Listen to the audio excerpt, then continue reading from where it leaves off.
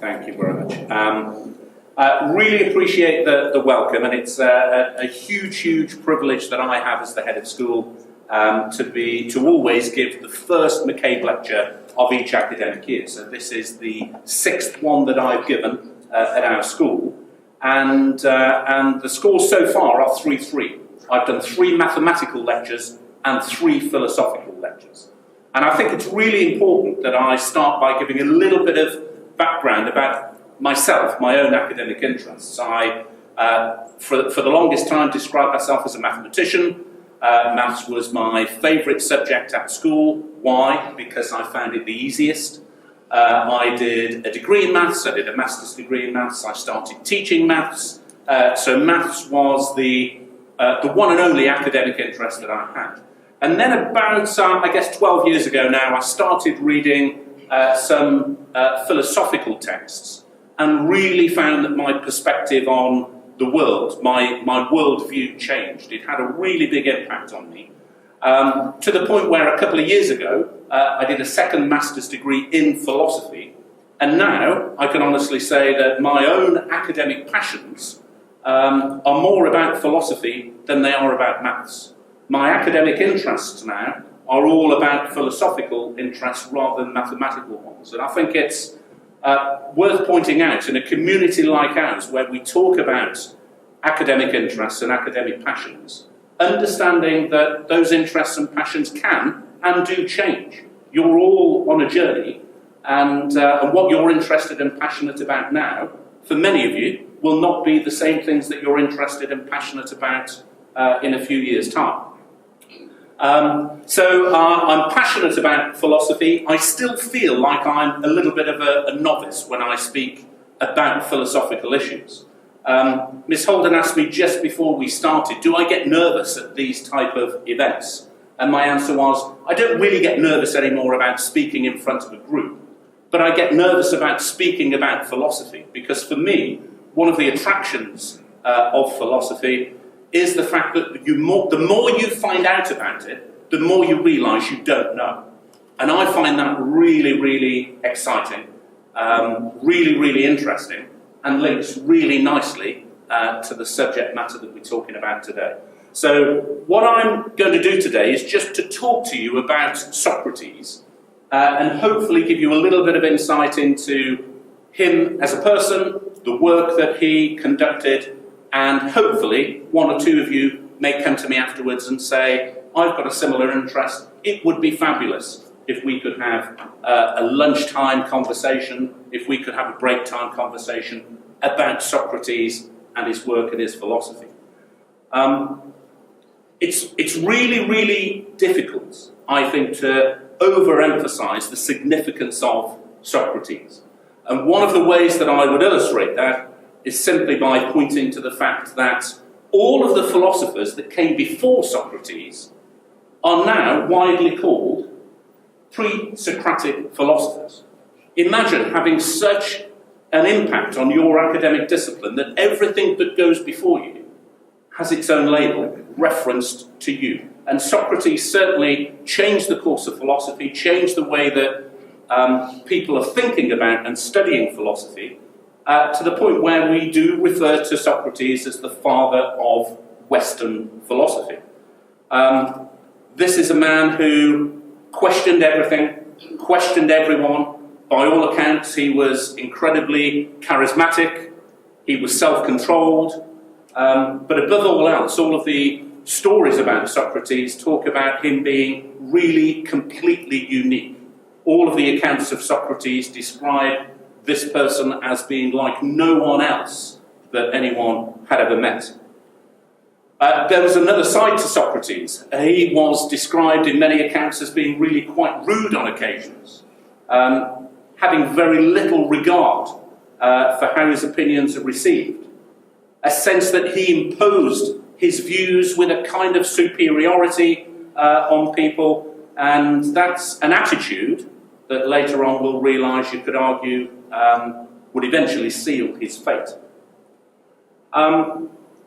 Something that I think is really interesting and something that I am a little bit uncomfortable with is this thing that philosophers call the Socratic problem.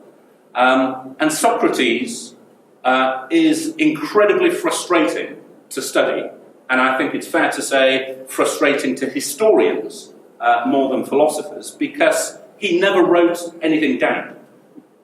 Everything that we know about Socrates and his work and his thinking comes from secondary sources, and this lack of biographical information is what is termed the Socratic problem. The reason that Socrates didn't write things down is interesting in itself.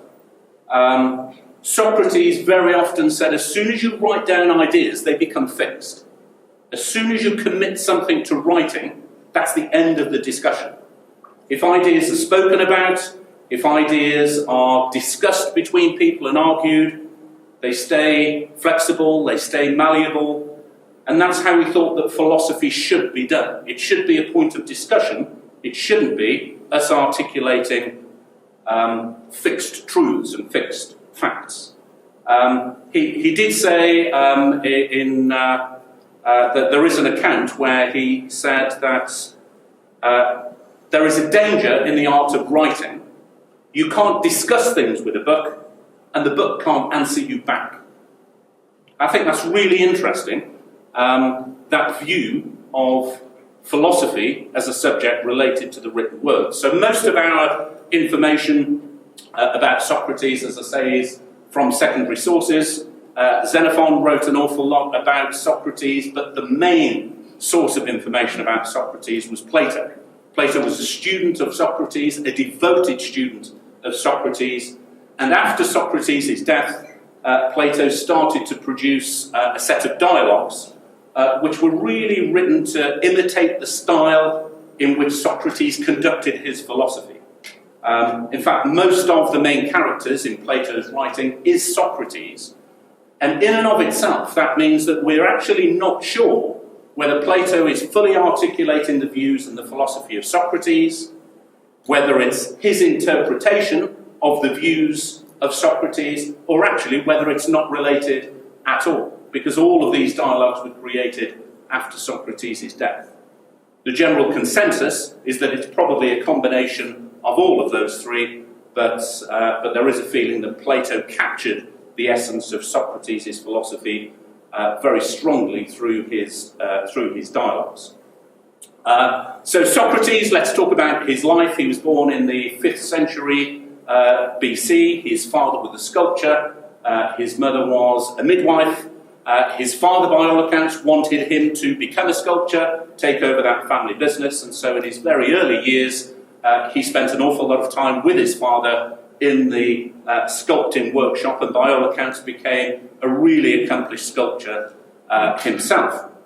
But then he started to read about philosophy, and he became really fascinated with that subject of philosophy, and later went on to study maths, astronomy, and the work of the early philosophers.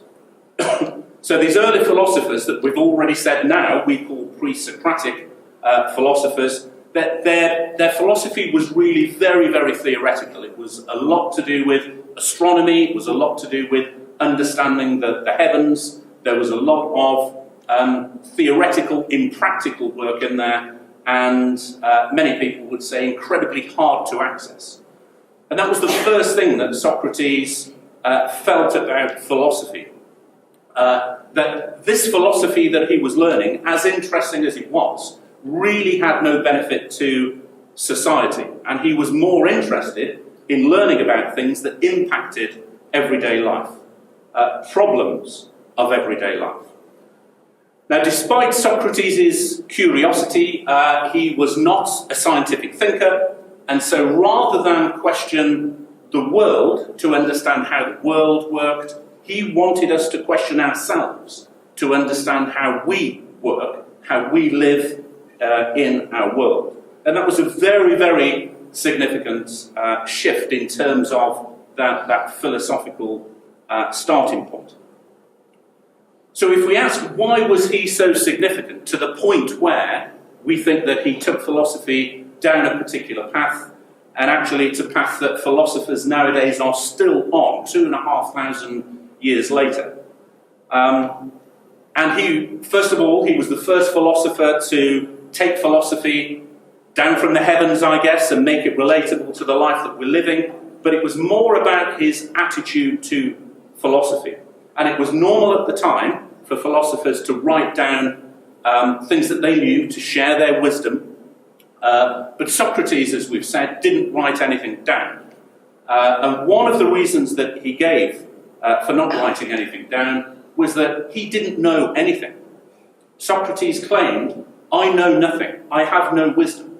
So how can I possibly write down what I know and share my wisdom? And that became the default, the starting place of Socratic philosophy, that idea that we actually know nothing.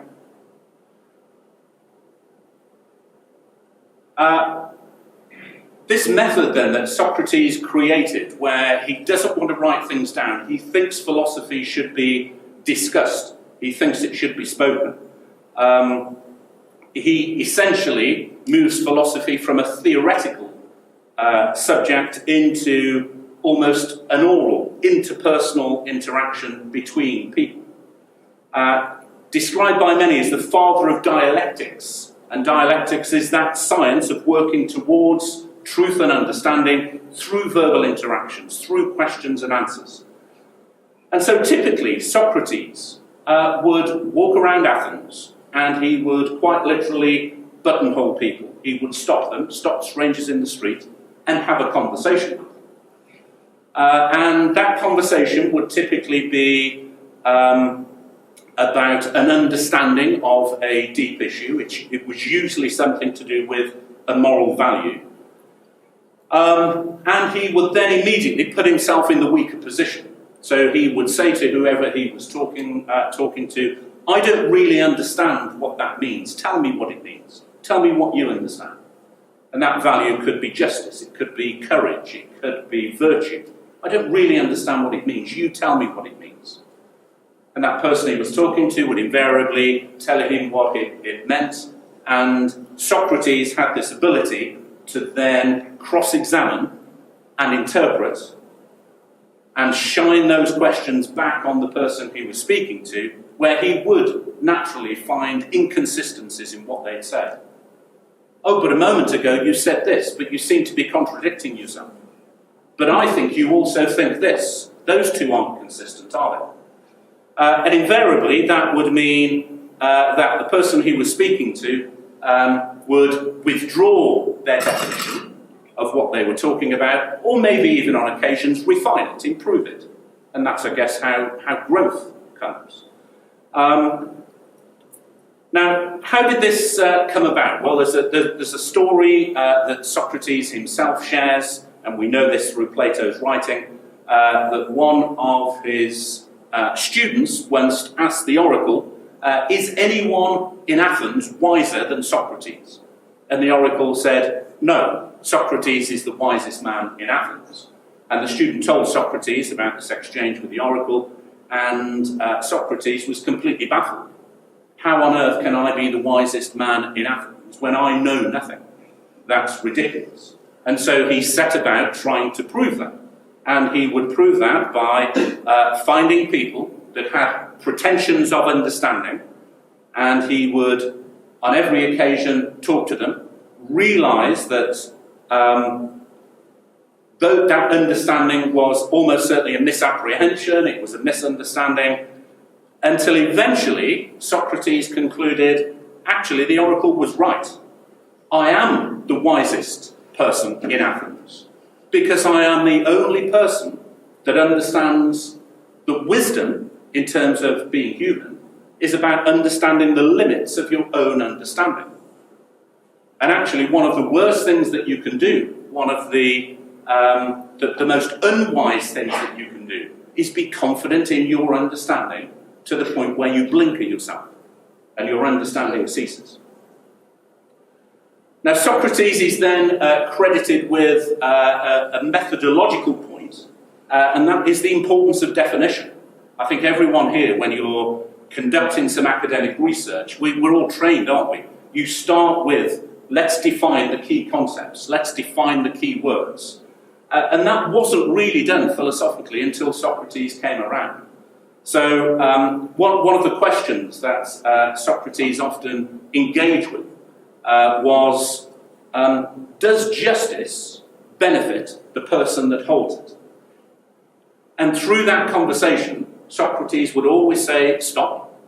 Before we ask the question like this, does justice benefit the person that holds it, we have to define justice. What does justice mean?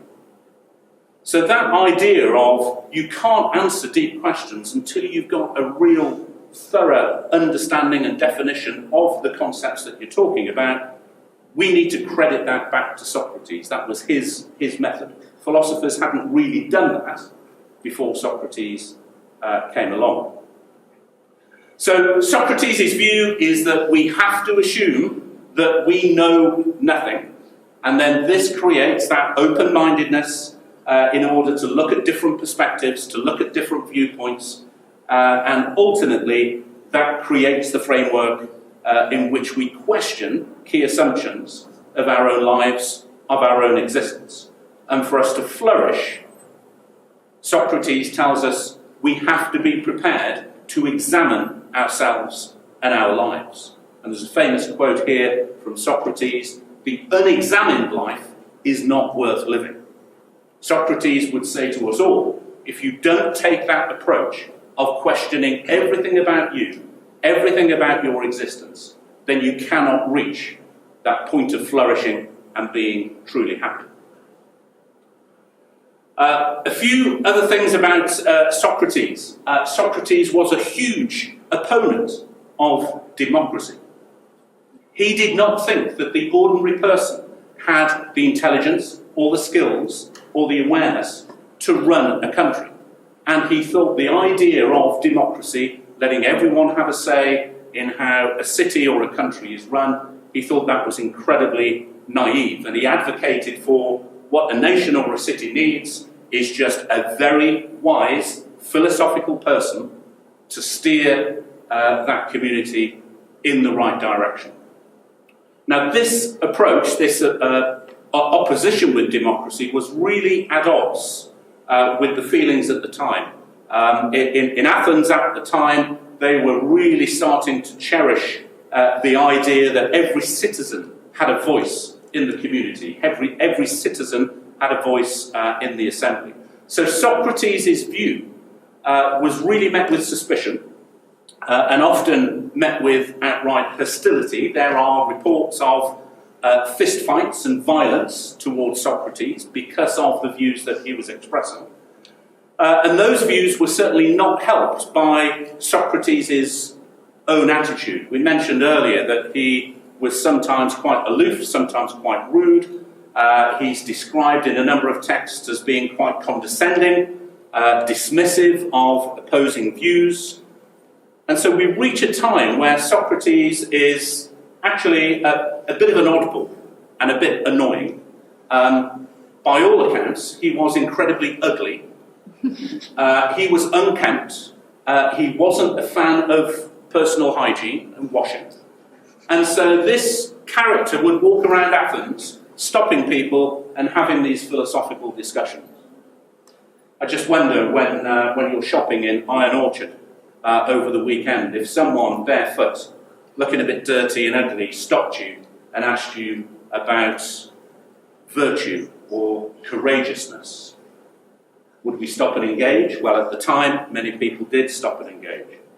But he was considered to be a bit of an odd character by some. But we reached the point where actually some started to think that he was dangerous. There was an attempted coup in Athens at the time, and they were two former students of Socrates. And so there was this growing feeling in Athens that actually Socrates was teaching young people to challenge authority, to challenge the way that the rulers led the city. Socrates changed pretty quickly to the point where, when there was another attempted coup in 401 BC, the city decided they'd really had enough of this, and he was taken to trial. Now, at the time in Athens, taken to trial means you're put in front of 501 jurors. There is a days-long trial. People stand up and talk against the accused, and then the accused has the opportunity to respond to that, and then the 501 people decide what do we do with this person. The charges we know that were levelled against Socrates, there were two: denying the gods of the city, and I'm not quite sure what that means, but the second one was corrupting the youth.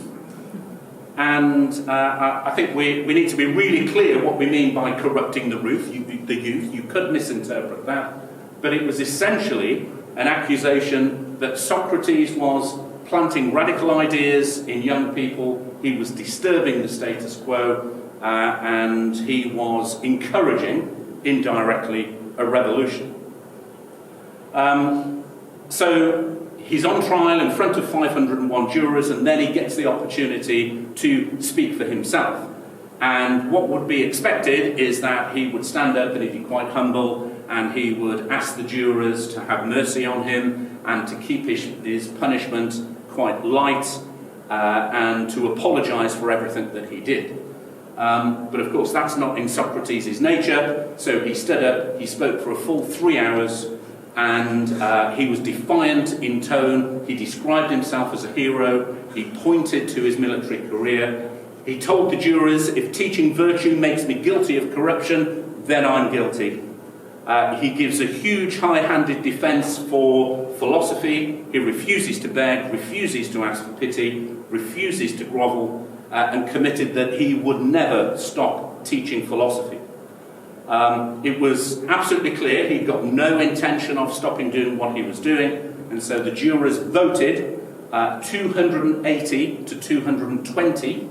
So the 501st juror doesn't have a vote unless it's equal. They voted and found him guilty and told him that he would face the death penalty.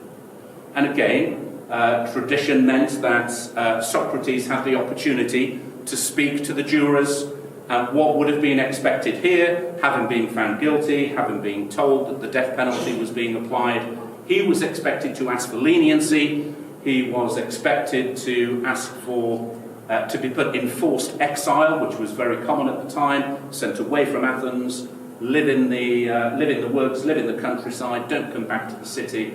That was the normal course of action.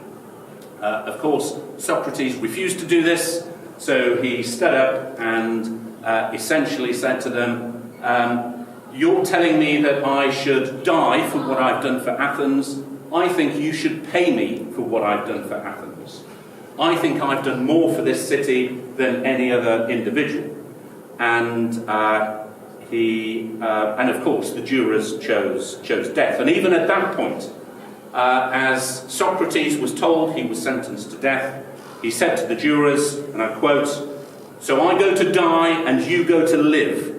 Which of us goes to the better lot? Only God will know." So even in that moment, a sense of defiance, a sense of him standing up for what he believed in. Socrates was taken away, taken to his cell. He had close friends around him. Someone arrived with a glass of poison, some hemlock. That was the method by which he was sentenced to death.